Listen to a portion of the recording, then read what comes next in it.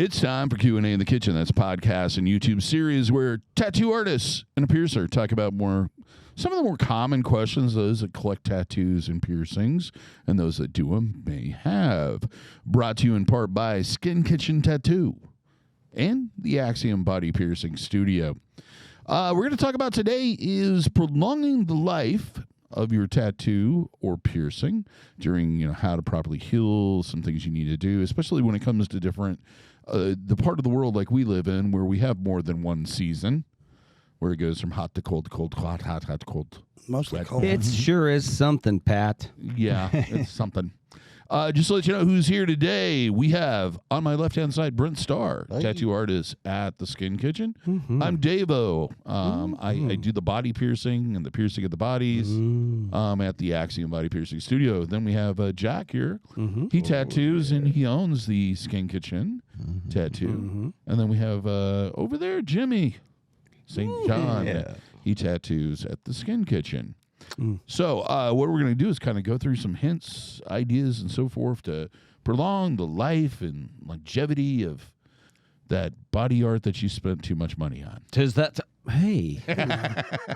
Or just the right amount. That's a whole other show, buddy. Yeah, man. That's episode 492.72. I don't know. It's a great investment when you think of the return. I'm just saying. I mean, how many things you get, you have a lifetime. It has been a while since you've been tied to the board and punished. Anyway, yeah, it's that time of year again where that pesky little sun just has it out for you. Yeah. And, seeing as, I guess, if you want to look at the world, in some sort of scientific, natural way, we're not supposed to have pictures scrawled all over ourselves, but gosh darn, it is fun. It's cool, man. It's like, try decorating your car or something. Put some Right. So to defend our lovely bodies who have been so delicately adorned, what do we do? Gosh. I think it starts with... Gosh, what do we do? As soon as you get tattooed, the initial taking care of it is the healing. Yeah. How you heal it. Doesn't matter what time of year that is. Right. So we're not talking about that. Well, I mean, it's going to be different if you're healing in the wintertime when you can constantly cover it. There's activities that involve sand and semen and sun. Don't get in and swimming pools or hot tubs. It will eat your fresh tattoo up. Mm-hmm. Yeah. I think maybe just a big one is the sun then. Well, yeah, that's a huge one. That's a huge one. And I it's hard. It's really a tough one though, because there's the argument to be made that you're slathering this stuff all over your body. What are you putting all over your body? And sunblock. Is it gonna? Yeah, I guess depending. But some people are more, I don't know, cautious of what they're spreading all over the biggest organ on their, that their body has. Fair enough. So, but I think I found an answer. As long as it does provide some sort of UV protection, I say go spray tan, bro. Yeah, that'd work. Right? Yeah. I mean, as long as that kind of protected you, you're going to look nice and bronzy. And, you don't have to, and now you're only coating your body in whatever the fuck it takes to make you a different color. A dye. I'm sure it's much more healthy. It's like Cheeto does. I don't, but, some of it, some of it doesn't do as good a job as some, because like you and I go to Sturgis every year. Yep. And we spray the highest SPF we get. It comes in a spray, and we cover our little bald heads and our arms and all that. And we try to reapply it every time we stop for gas, which is roughly every 150 miles. Every few hours. Give or take, every few hours. So it's every 2 hours. 2 years ago, me and you turned purple. Dude. Oh my God. But that was awful. wasn't, I didn't put get my cream on when we left. And we left like right at the end of morning where the heat hadn't released that in. And it was only a few minutes after I was on the road. I'm like, I got to put something on. And one thing led to another, and I just didn't end up putting anything on, and it almost frickin' killed me, man. Yeah, it was awful. It was awful. So don't do that. I've put it on like at every stop before, been pretty religious about it, and I still get crispied. SPF anything is better than SPF It is. nothing. It's better than nothing. Yeah, I totally agree. It has a limit. It has a time limit. It also has a limit of how much it can really do. You're always going to tan a little bit underneath that regardless. Right. Or get some sun through it. And you know what I noticed too is if you actually read the directions on them, you'd think like, duh, put it on, the sun doesn't burn you, dude. Yeah, but some will be like, don't go into the sun, give it an hour. Yeah. Some, if are waterproof, some aren't. Some say reapply every 60 minutes. I mean, some of them are pretty over the top, as far as to make it work. So look at that part of it too, and make sure you're following the directions, or at least comfortable with the directions on it, because they can be kind of wacky. And in his defense, when you're on a motorcycle per se, the wind's blowing on you, keeping you feeling cool, and it's like sitting in your lawn chair out in your yard all day with a breeze. You're just in one position, but you got this really good breeze on you, so you don't feel like you're getting hot. But you're just baking. Yeah, you're just baking for hours in the sun. I imagine that's that's probably what like a what is that, like a fryer, a greaseless fryer? Or something the air fryer.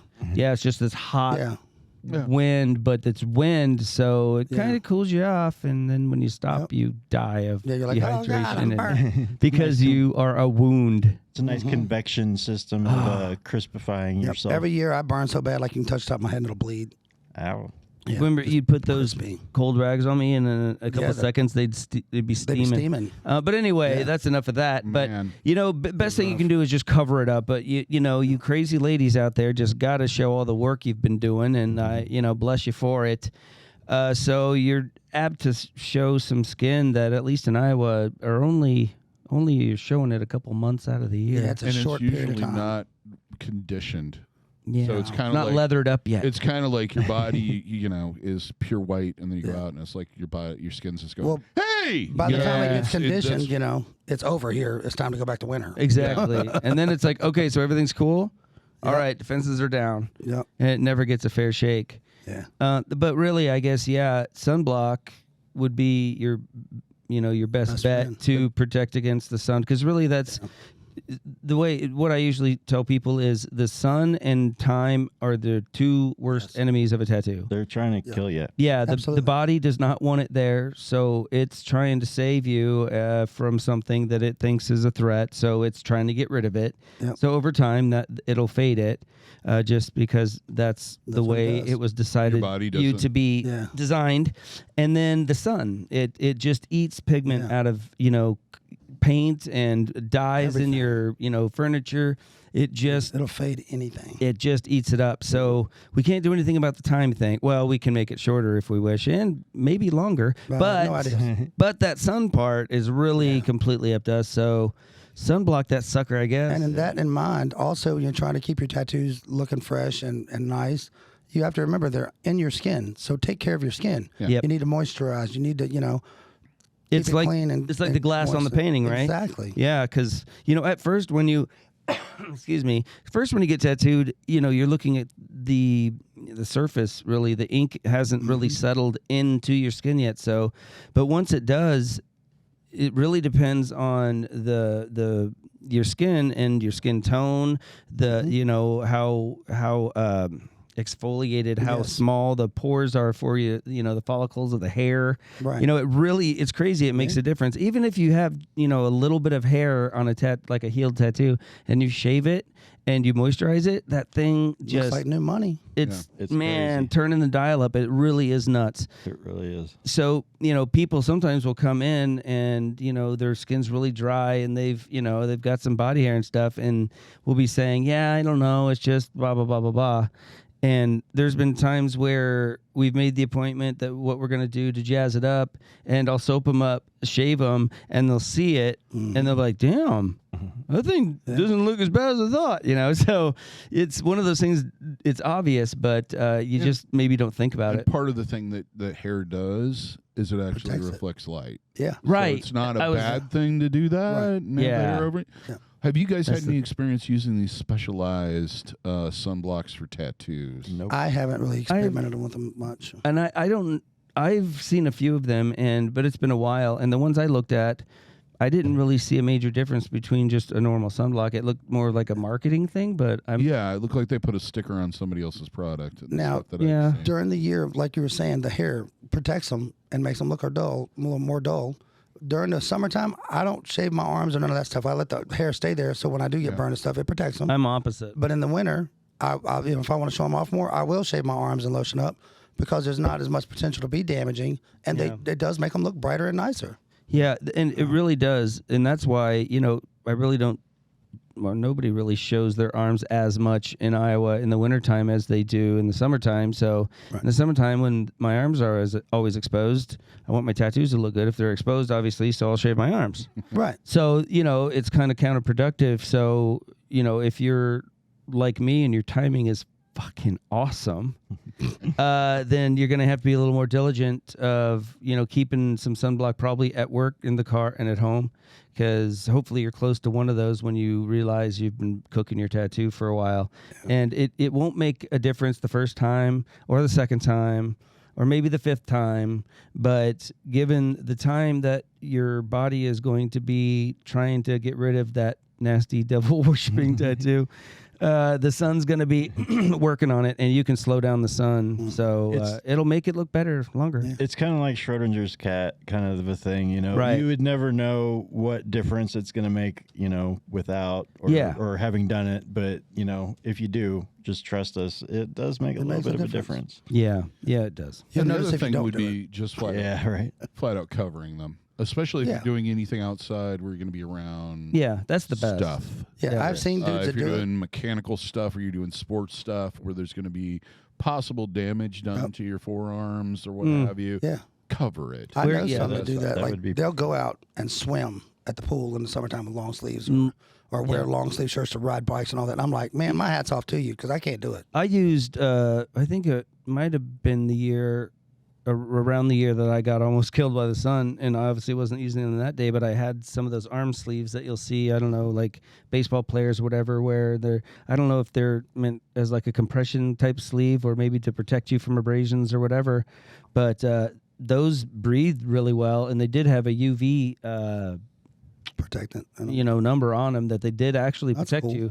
So that's, you're not putting this chemical on that you're watching a schedule by and hoping you're not sweating it off and collecting every particle of dust that wants to fly by. So that could be an option too, I suppose. With clothing these days, you can get stuff that breathes way better. And, it's not like back in the day when you had to wear the long sleeve T-shirt. Yeah, and these things are really sheer, but at the same time, do block UV, and you can stick them in your pocket and probably forget you even have them if you're going to be out, and there might be a time where you're in the sun for extended amount of time. There's a reason that people that lived in the deserts covered completely up. Yeah.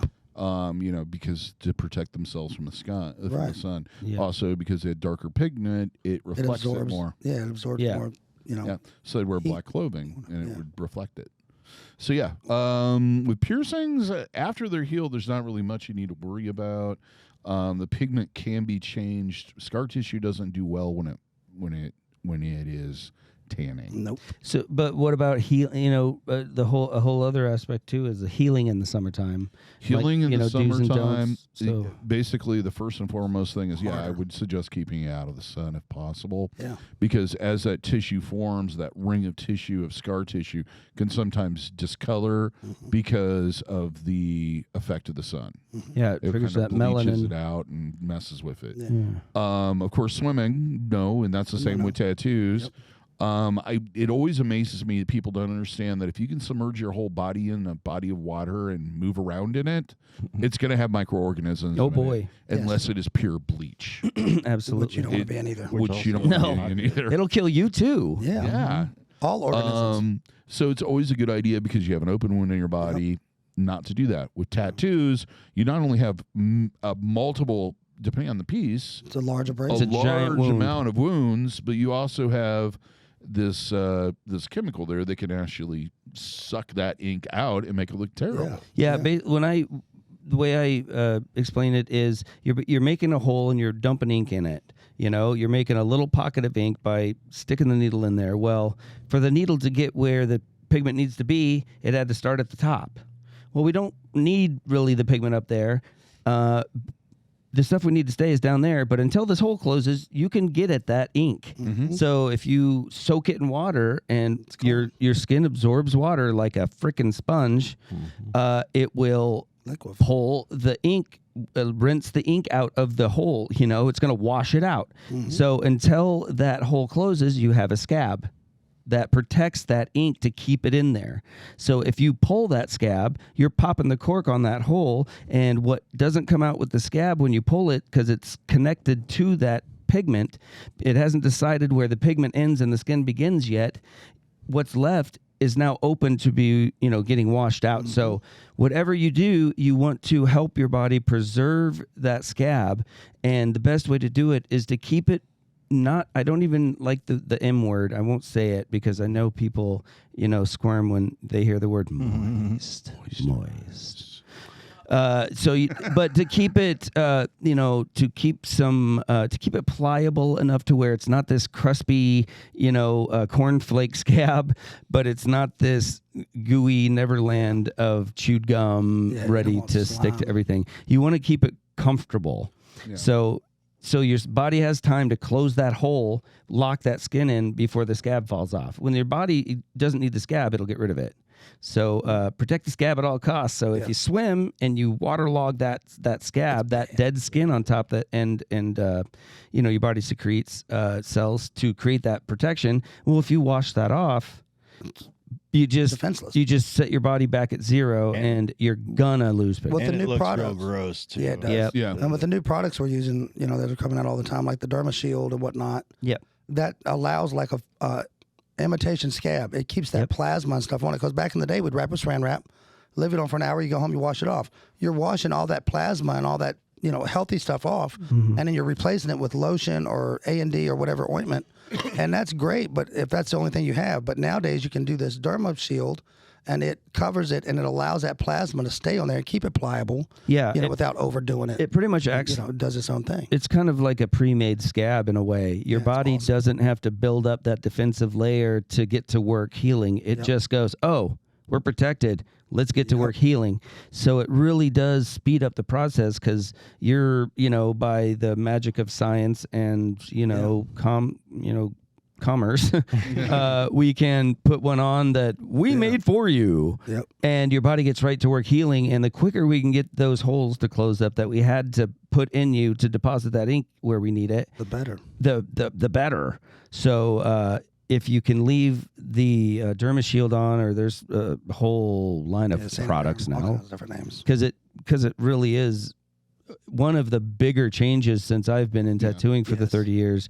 That's really made someone who doesn't quite know their skin yet and may push the skin too far. It still allows them to not only do beautiful work, but it allows the recipient to not have the ill effects that can be caused by overworking the skin.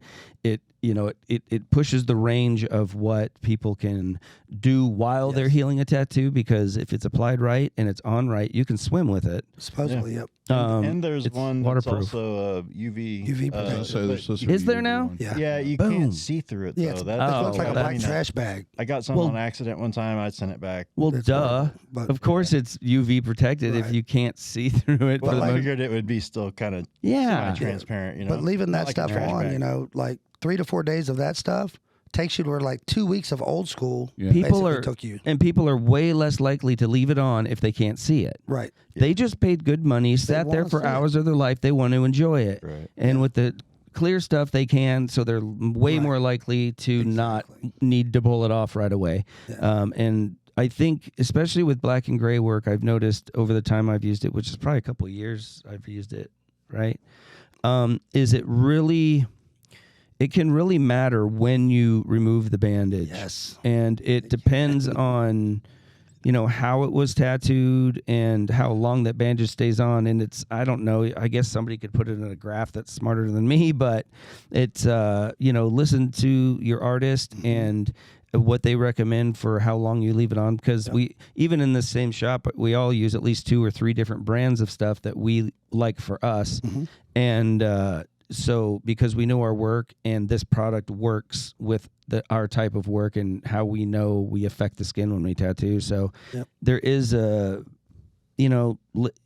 I said, you just, you sat there for all that time. It's going to be there forever, man. Give it a week or two. Just get out of your rhythm and take care of this thing like it's your baby, and it's going to look 10 times better down the road. So and we guinea pigged a little bit. Well, I did with it a little bit when we first got it to kind of see what it would do. Yeah. And if you follow the directions and do what your artist says, take it off 3 to 4 days, and you leave it on for like a week or longer. Wow, it works. It works real good. All that ink on top of the skin that usually gets washed off and pushed away, it has nowhere to go, so it absorbs it, and it will make it extensionally darker. Well, and that's a good, and that's what you plan for when you tattoo, right? But when you don't know that you've got a product on there that's going to not allow the normal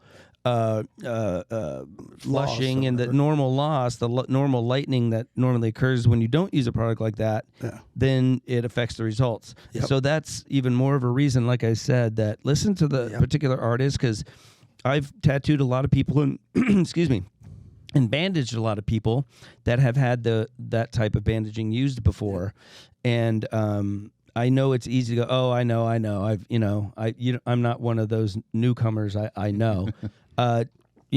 Swallow, your humility a bit, and just listen, because they want their shit to look good. Yeah. And so do you. So they're not going to tell you anything that they know for sure is going to make it look bad. And if you don't follow instructions, you come back in, your artist's going to go, what did you do? Then it's your fault. It's your fault, yeah. And just because your artist told you for years to do it one way, and then suddenly said, hey, no. Let's do it this way. It's a new product. It this way. It means you have an artist that actually cares and is doing the research and expanding on how to properly take care of it. Well, I mean, and you're going to have better results. How has piercing healing techniques changed since you've been in, When I first started, it was a very abrasive, very intrusive method of taking really, really harsh, toxic soaps and rotating it into the piercing to make sure that you didn't get an infection twice daily and all this other stuff. And that is, we've learned over the years that does more damage than good. Cool. To the point where now we say, hey, just the less movement, the less contact, the better. We just want to get that discharge off there so that it's comfortable and doesn't slide around and agitate the piercing. Don't fuck with it. Yeah. Your body has got this. That's quite different than back in the day, man. I remember you had to twist this and push that and turn it. You're like, oh, God. And like the most common the method is leave it the fuck alone. Yeah, totally. That's what they came up with. And it really went against what we were told at the beginning. And partly because you have an open wound on your body for a much longer period of time than you're used to. Even tattoos, even to a degree, but not like piercing, where you have an open wound for 6 months to a year. Well, so much deeper. Way more opportunity. We just all assumed that people would eventually make a mistake. Well, and then you would have to do something to make sure that to counteract that mistake. And it really didn't ever take into account most people that are getting pierced are healthy, and they have an immune system that'll fight those off. Right. And they have normal hygiene and typically take care of themselves. It's not a third world country, and they're not a 10-year-old that needs their hand held as much as they want you to believe you do. Yeah. Just leave the body alone, and it'll do what it needs to do. Yeah. Like I always say, people will be like, I healed it out doing this, and then you're looking at them and you're like, oh, that's the dumbest. How did that happen? And then you think about it, it's like, well, that piercing is going to heal regardless of what you do. It's either going to heal easily and quickly, or it's going to take a super long time and be a complete pain in the ass. Tattoos kind of used to be like that too. Like you'd see people let them dry out and get cookie scabs, as we called it, and like it takes 4 times longer to heal. Yeah, but it's pretty resilient. It's still when it gets done. If you leave the scab alone, don't pick it. Yeah, that's the trick, though. You're opening up the opportunity for it to get damaged. Some more so that's why I said the quicker we can get that hole closed for good, the better it is for the tattoo. And see, with piercing, if we're not going in there and agitating it all the time and dislodging new skin growth, then it's going to heal faster. Yeah, exactly. And when the stuff first started coming out, I remember like, hey man, this is some new stuff. You leave this on 3 to 4 days, blah, blah, blah, blah. And they wouldn't even get out of the shop. And you're like, no, man, you're supposed to take that off in like an hour. Like, no, bro, you're not. It's not saran wrap. Yeah. Listen to me. Yeah. I did my research. I'm doing the bandage. I did the tattoo. 3 to 4 days, dude. Do not listen to your buddies at the bar and yank it off when you get to the bar. I always, for whatever reason, I try to find something, in life that people could relate to. If this idea of listening to the person who did the work tells you how to finish taking care of it, why wouldn't you listen to them, and and I always go for some reason to paint an auto body, I think because my dad did it. Is into all that and everything and whatever. So if you went and got a painting done and the artist said, hey, this paint isn't quite dry, you need to keep it in these conditions for the next week to week and a half, or it can damage it, and you don't do that stuff and you hang it on your wall, you're going to be upset and you're going to want it fixed. That's a really good analogy to relay it. Just do it. Just frickin' do it. Yeah, you're at the last steps, man. And you have to think, well, I've done this before, and that artist, yes, but that artist uses completely different paint than I do. Yeah. And that paint, the way they use it, is a completely different ordeal to cure it. Yeah. Yep. The paint I use and the way I apply this paint needs this curing process. If it takes that to kind of get it through to the person there's not just one way. The artist knows where and I'll try to tell the client, if I know there's an area of a tattoo that I've pushed to what I feel is the limit of that skin, and that area they can expect to have a little longer heal and not to hurry it up. It's not behind. It's healing exactly the way it should. It's supposed to take a little longer because I hammered that spot a little more. Yeah. But we can't always do that. So every artist knows how they tattoo, knows this. They should know the skin and how they've affected it and be able to give you a heads up. So it's going to be different every artist, and probably every tattoo. If your artist is on the ball, he'll warn you about different areas of the body that are just known to be a little more tricky. And different techniques they're using, because any artist that is worth their weight in salt is using different techniques for different areas and different designs. It's really disappointing, and not enough to, cry about on camera. But it really is disappointing when someone comes back and you know immediately they didn't take care of it. Yeah. Because at least when I'm tattooing, I want to be 100% present and really give everything I possibly can to it. And then I look at it and I'm thinking, well, shoot, if you wanted it to look like that, I could have done that a lot faster. Why are you, don't come to me if you're not going to savor and want to have, all that I can. So, it's only like a week and a half. And some places on the body, like, I know I have a lot of, like, back in the day, customers would come in like, man, I got my hand tattooed, and they got stuff tattooed like over their knuckles down onto their fingers and stuff, which is a notorious spot for falling out because it's so bendable and, you're losing so much. Try not using your hand for a week. Right. But like, they're mechanics or they do whatever. Yeah. And they'll come in, and some artist has done a great job on the tattoo, but a lot of this area fell out where it was going to fall out. Yeah. And they've told them it was going to fall out. And they're like, oh, man, they didn't do a good job. I'm like, they did a great job, dude. It's just that area. Did they tell you're going to have to go over that area 3 or 4 times before it actually, will take and stay? And you got to not and there's use no your hands guarantee. And stuff. Yeah, there's no guarantees that it will ever. And is one of the reasons why when you're getting stuff done in certain parts of the body that are going to have contact with what you do for a living, you should bring that up during the consultation design process so that they can work around that. Give you a great tattoo, but maybe a tattoo that's going to last longer because where that wear and tear is going to be in loss is not going to be the middle of a face. That's why, elbows and knuckles and places like that are notorious for not healing well. Right. Yeah, the skin is different, but if your artist is worth their time, they know how to tattoo those areas. But if you are moving and constantly disrupting your body's cycle and process it needs to heal it, well, it's not going to work. It's going to reject. So, we can say, hey, don't move your arm or use your arm for a week and a half, but that's not practical. Right. So typically what we do or what I do is say, hey, that's a really tough place to get a nice clean heal, but do these things as much as you can to reduce it. Some people go so far as to create kind of a splint or cast around their arm to heal ditches and elbows. I've heard of people, they used to throw a newspaper on your front step with a bag around it.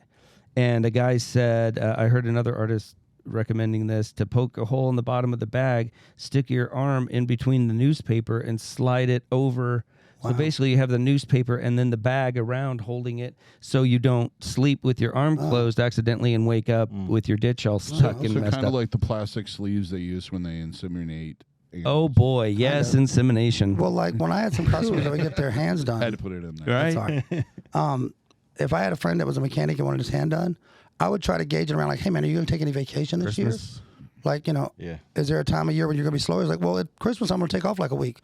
Well, let's shoot for doing it right before you take off, for that week of Christmas. So you have that week of extra time to heal it without banging it and overworking it. And like, let's give it a little bit more chance to heal up and take. And be honest with yourself. Are you going to want to babysit your hand tattoo while you're dealing with the holidays? Right. What is your holiday going to be like? So, I know you want it. I know you just got to have it. But be realistic because your skin don't care. Because if you go to the beach or whatever, or the Bahamas for Christmas, don't get your tattoo done before you go there. You can't get in the water. It's going to be miserable. Part of it's about being strategic in your planning of when you're going to get tattooed and pierced. Like I explained to people, another thing about vacations that's detrimental during the healing process is you are in an environment that you're normally not in. Right. And depending on how foreign that environment is to what you're used to, you could be introduced to a whole new variety of pathogens that your body's never came in contact with. It's like when you talk to people, it's like, I went to Mexico and I was sick as a dog for 3 weeks. It's because they got introduced into something they didn't. Don't drink the water, eat the ice, man. Yeah, and if you have an open wound on your body and you're laying against sheets and you're using the towels from the resort and everything else, there's a really high possibility of you getting something from that. It's better to wait. Or do it far in advance of that period of time. And just know the risks because, I've got several clients, and they go on vacations and go awesome places and like to get souvenir tattoos, Yeah. And that's awesome. Sometimes they're good, sometimes they're not as good, but that's not really the point, Yeah. But they know the risks, They're really good clients, and so they really know how to care for their tattoos and everything. And so they take that on and have no one to blame but themselves, and they know what they're going in for. So just know that. Be aware that you might have to miss out on the snorkel trip or the ski-doo run if you decide to get the tattoo. Some people, oh man, tattoo, I want that more than the ski-doo run. Then awesome. Some people will do both. But don't get the tattoo and then just wash it off in the salt water because then you're going through the process twice if you make the time to get it fixed, and it's going to lead to a bad taste in your mouth, and tattoos should be awesome. It's taking something that's joyful and celebrating maybe that time that you're spending away from home. And turns it into a bit of a nightmare and something you're embarrassed of. And I would recommend not getting body pierced or tattooed and going to like Africa or India or somewhere the sanitation is not great and the running water is not really a thing. Or you can't guarantee. Because you can't. Places in the world like that, you're more likely to get like worms and stuff like that from drinking the water. Like, you don't want to wash a tattoo in it. And it can be one of those places that you think you really don't have to worry about. And really, it's just good practice, especially when you're healing a piece of art. To do everything you can to give that thing the best chance. Because like I said, once it's settled in and all those little holes are capped closed, you're free and clear, man. Okay, and part of the isolation part during the healing process, that continues with piercings after the fact, and to a degree tattoos. I take it into account if I'm doing something and I know, and if something hits my forearm, I tend to like stop doing that and try to adjust to make sure it isn't. Yep. With piercings, a lot of people worry. One of the most common things you'll hear is my blah blah blah banged my blah blah blah. Navel piercings and buttons. It's and stuff always in levels of intimacy when you're with a partner. And you're doing stuff, they're not used to you. No matter how long you've been with them, they're not used to you having a forearm that's completely off limits. Once your boobies come out, nipple or anything else. Yeah, dude, I don't know how many times I've tattooed my wife, and like I'm aware I tattooed you on your leg, or your arm, or whatever. Soon as we get home, it never fails. I grab them or touch them in that spot, like it's like just go right to it. It's so weird. And they always look at you like, motherfucker. And you're like, and there's I'm so no sorry. there's no defense. No, you are just just you have the cone on immediately, You're like, and there's "I'm nothing. sorry." The dunce cap, not the Absolutely. other cone. You fucking idiot. Anyway, Sorry. so it's really something you kind of need to discuss with your partner beforehand, and maybe if you have a break from your partner for a little while, it's not a bad idea to do it at the beginning of that break, so that you don't have to worry about them rolling over in the middle of the night and hitting you in your new cartilage piercing. Yeah, and if you get something done, to benefit your partner when you're with them, that's great. The day you got it, and while it's healing, ain't the time to experiment with it. Or if you're wanting to get rid of them, you can tell them, hey, man, I got this new piercing, and I just, I really want to take care of it, so you're just going to have to move out. You can't touch it. I can't take the chance of you, rolling over and it's not you, it's dislodging. It's not you, it's the piercing. It's real, folks. The struggle is real. The piercing will call you when it's healed, and you can come back. And body art can affect your relationships. Absolutely. I've had a relationship that I prolonged that shouldn't have, because I needed somebody to put lotion on my tattoo on my back. Yeah. I mean, and You're just a user. That's really it was just selfish. one of the. There were other things going on, but that was like the deciding. Like everybody talks about the last straw that makes something in. That was the last straw that kept it going.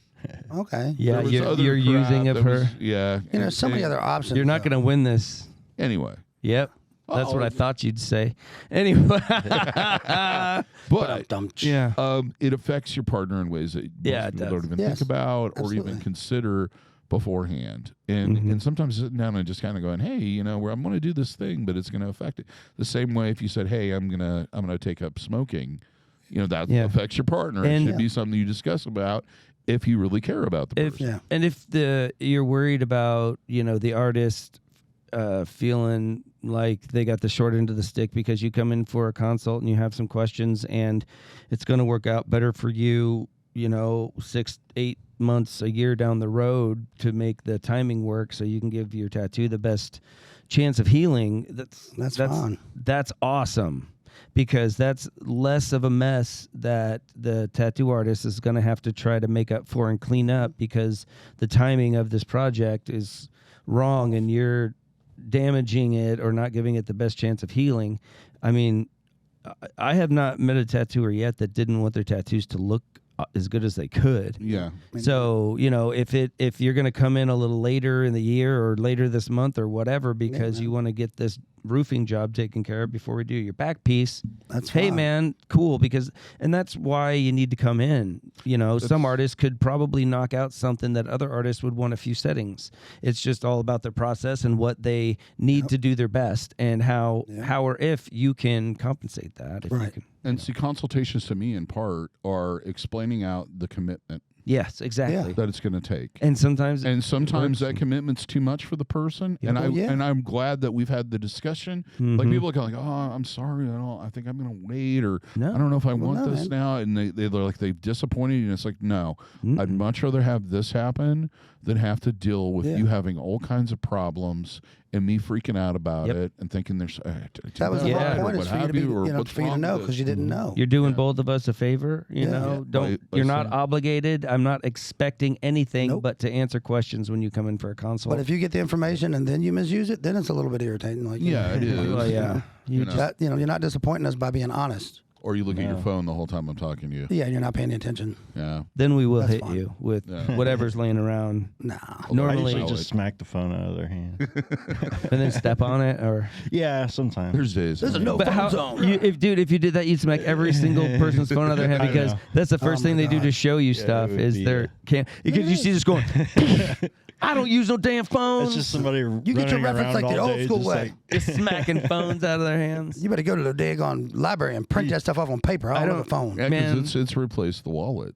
Oh, That was where totally. the photos used to come. Remember when he used to come in with like vanilla folders and stuff with like all these pictures printed off? Like, I like the wing on this, and I like the. I don't care how you get it, whether it's digital or scribed in a It doesn't tablet. matter. If it's referenced, it's going to help me see inside your brain. Drag it on in here, man. But the digital is so much neater now, because I had so many papers Yeah. from when people were bringing like a book of reference of like all these different papers, and you're like trying to keep up and not lose them. Oh man, yeah, I would buy boxes of black folders and labels off of Amazon, pretty much like on That's smart. repetitive, and I would put a client's name on a sticker and stick it on the folder. I'd print out their emails and all their reference on paper, and I'd stick them in the folder. That's and smart. then I had a big folder for the month, and I'd put them in order in that folder of when they were coming up in the month. It's like a real life calendar, Mr. you know, like we Organized do over now. here, making the rest of us look bad. And that, you know, to keep everything straight, because it's just easier for my brain to tactilely, you know, go through than to. I was always search for freaking out emails. trying to find the stuff because I'd lose like 1 or 2 sheets of the reference. Right. I'd have like this manila envelope, and I'd stuck that in like a book, and then you go to open it, and one of the pages had fallen out somewhere along the way. You're like, "Where's that one picture of that one thing they Floating wanted?" Oh down my the god! highway. You know. Yeah. Behind the school bus. Yes, it was horrible. Yeah. So, you know, I have people that have outdoor jobs that only get tattooed in the wintertime because they know their outdoor job, their shirt's off, their whatever, they're always getting dinged up. Yeah. And, you know, they do it that way. And I think that's freaking really smart. And it shows me that they care enough about their tattoos to not just get it when they want it. They're getting it when the best time for it to be able to look its best. Yeah, it's dedication. And with piercings and tattoos, if you have a part of the year that you're more active than other parts of the year, that's not the time to get tattooed. Right. Yep. Like if you're a summer person and you're out on the motorcycles, and you're out doing this, and you're out on the jet skis, and you're and you want to show your work off fishing all day. Make sure you did it in winter so it's healed. 50 you're doing reg bri across eye. That's not the time to get tattooed. Nope. Yeah. The time to get tattooed is when you can actually sit and take care of yourself. Yeah. You and know, take care of your skin. The piercing's the same way. kind of look at it, you know, like an out of the office, like what do they call that? Surgery, you know, like getting snipped, outpatient? you know, like an outpatient surgery. You don't want to schedule that when you're going cross country skiing the next day, you know. You don't want to. You want to give your body a chance to heal up and get over, so it's ready for normal life again. You know, the more you tax and the more you ask of your body to heal, it only has so much to give. So it's got to start delegating. So then, not only are you living whatever you're doing in a time that's not really great, you're asking your body to take care of me on this mountaintop when I'm running into all these weird things and it's, you know, cold and I'm getting bombarded with things. Oh, and on top of that, heal this tattoo. So you're leaving yourself in that danger zone longer. Yeah. And opening that window to potentially damage a tattoo, and then that's just lost time, and that's wasted. That's just wasted money. And you're not allowing yourself to enjoy whatever it is you like doing the most because you're dealing with a tattoo, and the tattoo's not getting as much attention. It's what we call a 2-player swing. That's a lose-lose. Everybody loses out. Your whole, your immune system is trying to get rid of your tattoo your whole life. Yeah. Always. So, I mean, that kind of comes into play with, you know, being sick. You know, if you're on some kind of medication or antibiotics, you obviously don't want to get a tattoo or piercing because I would consult your physician. Oh, yeah, consult your physician on Always. that. But, more than likely, we aren't going to want to tattoo you during some kind of regimen like that because you're going to be... Yeah, you're already trying to heal. You're going to have a ramped-up immune system that's probably going to kick out some of that tattoo pretty easily, I would guess. And I've had clients that, you know, they might be on a blood thinner or something for heart conditions and things like that. And, you know, that can be something to think about when you're getting tattooed because, you know, your body's ability to coagulate and form a scab and heal a wound is very important. Yeah. Right. So I've had plenty of clients that are in that similar situation. They'll talk to their doctors. And most of the time, now I'm not saying, you know, definitely talk to your doctor. I'm definitely not a doctor. But what their doctors will tell them is to, you know, suspend the blood thinner or something for the day before. Once the tattoo is finished, then pick it up. You know, now that's because the doctor obviously realizes there's not a health threat in taking that small break, but that's going to be different for no matter who you are. Right. But definitely, if you have any kind of concern like that where, you know, will this make a difference? You know, we're going to have an idea. We're going to have an opinion on if we're comfortable or not, but that doesn't relieve us from hurting you in case that we're wrong. So any artist, I think, is going to be way more comfortable if you've talked to your doctor about a certain medication or anything it is first, and they've made you comfortable with it or have told you what to do. Advised you to. Yeah, they advise you to make it okay. You know, it's like if you are, you know, they might advise you to change your diet slightly for Yeah. the 2 weeks Right. or whatever leading up. And most time it's nothing. It's no big deal. But that's what they're there for, to bounce it off them. If they're all in that knowledge. Yeah, if they're telling you to take a certain type of drug or medication, Or like they can affect you weird. My doctor said, because I'm not supposed to wear. I was told not to use Sudafed. Yeah. Because of my health conditions. And she goes, well, you're on the medication that takes care of that, so you don't have to worry about Sudafed. Sure, it's fine to take that for a week. There you go. And if I would have never had that conversation with her, I would have never used it. Right. Longevity-wise, I think it's safe to say cover the tattoo, especially when you feel like it's going to have a lot of contact, or put on sunblock, moisturize the area, treat it as you would, the more healthy the skin is, the longer it's going to last. Right. And go on. I'm sorry. With piercing, it's more about keep the jewelry in, keep people away from it, isolate the piercing, and wear jewelry that actually fits the piercing. And if, remember too, like we were talking about, you're looking through your skin at the ink. So the more translucent or the less pigment you have in that layer of skin, the brighter and more brilliant, more contrast you're going to have. Imagine you looking at a black and white picture, a black, whatever it is, a tree, but it's just flat black on a white piece of paper. You're going to be able to see that tree from a lot further away, and the edges of that tree are going to be way more crystal clear than if you put it on gray paper. Mm-hmm. So think of your skin as that paper, and the whiter, the brighter, the clearer you can make the window over the top of it, the more it's going to contrast, the more translucent your skin is. Light goes in and bounces off, and it'll add a lot more life to your tattoos. It'll really bring them to life. And that's why there's always those certain people you see in life, and their tattoos look just unreal. Like it looks like I could peel it off. It's because you can't see that top layer of skin. They're exfoliated. Yep. They've got very tiny pores. They're, probably damn near hairless. They have way less obstructions that you do if you just don't care. Yeah. And keeping that skin. So not only are you protecting it so it looks better longer, you're making it overall look the best it can with given your skin type and your devotion to keeping that skin nice and unaffected by melanin. Yeah. There it is. There we go. That's Tip your waitress. I think that pretty much rounded it up there, don't you? Boom, boom goes the dynamite. Well, check out the merch store. Links in the description. Also, always check out our other videos. If you like this, like it, subscribe, do all that other fun stuff. This is the end of Season 4. We will start Season 5 probably about 2 or 3 weeks after this airs, depending on when it falls when I'm on vacation. So long, Season 5. So, yeah, till next time, here's hoping all your tattoos and piercings heal with ease and without a single issue. And if you're in the Des Moines, Iowa area, we would all love to see if your tattoo and body piercing needs in the future. Have a good day, everybody. Thank you for watching and listening. Yep. Be good, guys. Bye.